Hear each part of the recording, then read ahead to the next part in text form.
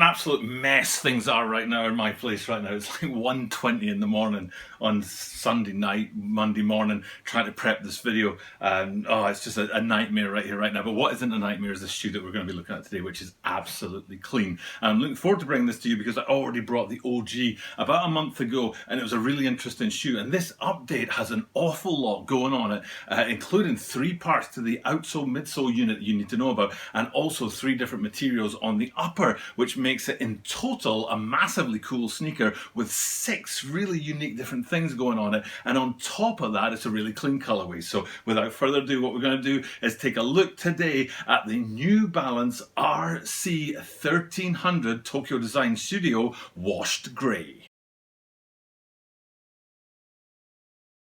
This is the Tokyo Bara 23 Sneaker Channel, Tokyo Bara 23 Sneaker Channel desu. Mainichi upstream all day, mainichi meet design. Every single day from Tokyo, Japan, I bring you content about upcoming sneaker releases, sneaker news, and sneaker reviews. And when it's a Tokyo sneaker, Tokyo Design Studio written on the thing, then I definitely have to have a look at it. These guys, I think, are dropping on May 23rd, and I think this video will drop on May the 18th. So it's basically 5 days away from when this guy will go. I'm making this on Monday morning, and hopefully it'll be ready to go by 7 p.m. on Monday evening. Fingers crossed, because it's not easy to do daily drops like this and to squeeze it all into 24 hours and work full-time and have a young family. But anyway, enough about that. Let's get into my hair. Now, we talked about my hair yesterday and how I finally got a haircut after months and months in the semi-lockdown, and it feels great to have it all, just shorn right off. And it just makes a huge difference. And I'm really glad to just be able to sort of feel a bit fresher about things and seem like there's light at the end of this lockdown tunnel. So fingers crossed that will keep going. But enough about that. Let's get into this shoe, this RC 1300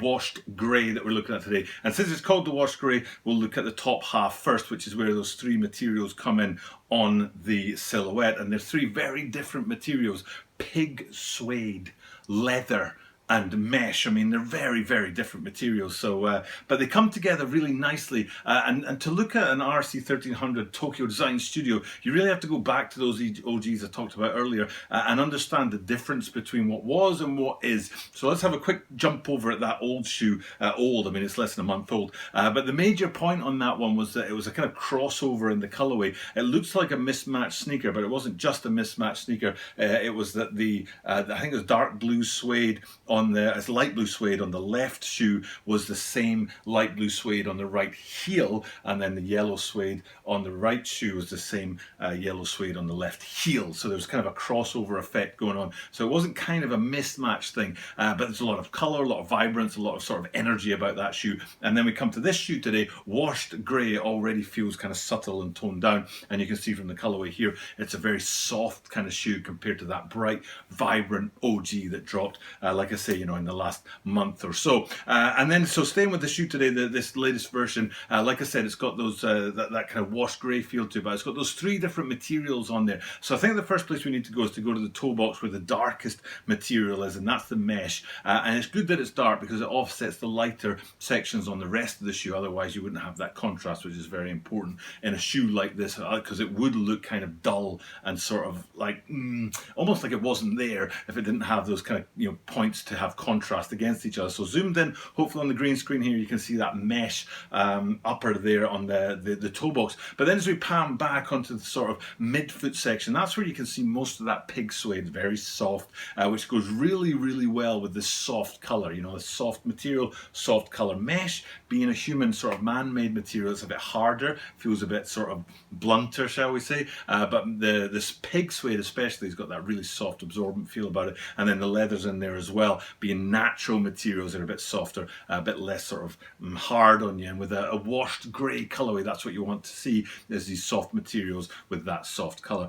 So in total, the upper is all that kind of icy, it's almost like an icy blue color, isn't it? And then you've got the N on the side, which is also in that white kind of light grey, and that way it's very soft again. Instead of going with something that could have been in contrast, like even something like a sort of strong blue would have been in contrast to all these kind of sort of, there's a word for it, like, it's not opaque, pastel. I think that's the word I'm looking for. It's like a pastel upper, and they could have gone with something like a dark blue or a solid blue on the N on the side there, which, even though it would have been the same sort of house, the same sort of world as these light blue colours that are making up that washed grey effect, it would have been enough contrast. But they didn't. They went with white, which is, you know, the ultimate in pastel colours. You know what I'm saying?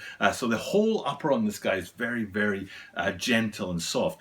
Bit disappointed with the tongues, which have that RC 1300. Reminds me of the Levi's. Don't know if you remember these Levi's here, which I don't think were from the Tokyo Design Studio. I think they were just a 1300 on their own, and then the RC 1300s are a little bit more, what's the word I'm looking for, a bit more premium, I think. Although those the Levi's were premium in themselves, very rich sort of materials used on there. But the tongue doesn't have much going on it except for the name of the shoe, and again, I think they can do a bit more with that, especially when it's Tokyo that these shoes are coming from. Maybe something on there to represent that. Where that isn't a letdown is on the inside, so it's very easy to go from those tongues into the insole, and you can see that Tokyo Design Studio insole in there. And that's the only place on these that I've found anything other than New Balance to sort of offset, you know, that branding on the outside. And it's a bit disappointing to me. Again, I'd like to see this on the outside and a bit more sort of front and center rather than hidden away on the insole, which is true of the back where the branding comes in on the heel. And you can see again they're very standard, and they could do a little bit more with that. But that's, you know, their decision, as we say. And it's not as if this is a collaboration where you need to see, you know, like going back to those Levi's, there was just one tiny little point on there that said Levi's, and they didn't do anything with the tongue and the heel branding. These guys are not a collaboration, so maybe they don't need to do anything with the heel branding and the tongue. What they did do though was they stacked that outsole and that midsole unit with 3 different technologies, which absolutely takes this to the whole next level. Now the first one that we're going for is the Vibram, and that's important because it's on the outsole, but what they're going for is a barefoot feel, which is kind of interesting because it's more of a sort of trail look or construction, whereas barefoot is usually associated with thinner, kind of more responsive materials. So part 1 of that outsole midsole unit is the you know, the lowest down on there is the barefoot rubber outsole on there, and that Vibram construction. And then we get up into the midsole, which is broken into 2 parts. Now I likened this to the Pegasus. I did the Pegasus 37s recently, and we were looking at how the air unit used to be in the 36s full length, but then they just reduced that down to the 4 foot only, because they wanted to concentrate on where the athlete really impacts the ground, and that 4 foot part is where that happens the most.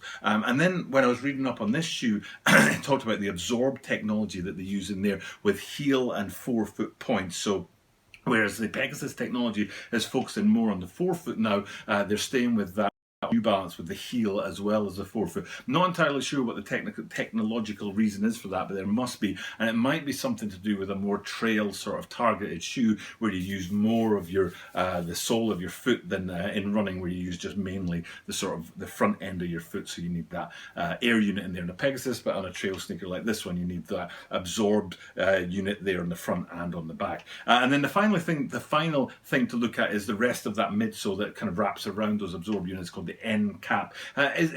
All of this, like absorb, end cap, Vibram, I can't even say it, Vibram, is, it sounds great, but realistically speaking, most of these shoes, they use very similar materials. Now the end cap is, I think, is EVA, and I already remember this because I looked at the Yeezy 703s, the version 3s, and it was similar, you know, construction on their outsole, midsole with those same sort of core materials, but they all call them something different. They put a flashy name on it: Boost, React, you know, whatever they want to call it. In the case of these guys, they call it end cap, but what it is a very soft material that gives you great cushioning on your foot, but it's so soft that it would wear away if it was in contact with the ground, and that's why you put that rubber outsole on that to protect the soft cushioning of the midsole. And it's not really anything special compared to the other, you know, midsoles that are out there, like I said, React or Boost. But altogether, that absorb, that end cap, and that Vibram, it all comes together and makes for a great ride, because all 3 of them work together really, really well.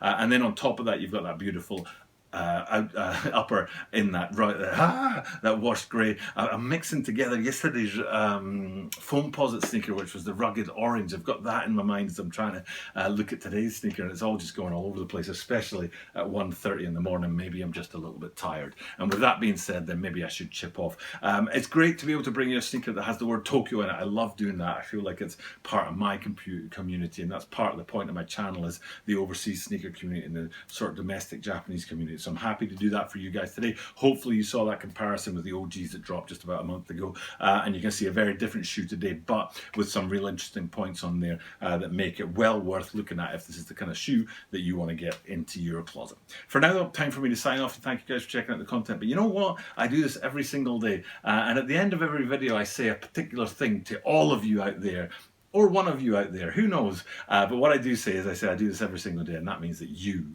are guaranteed to see me tomorrow.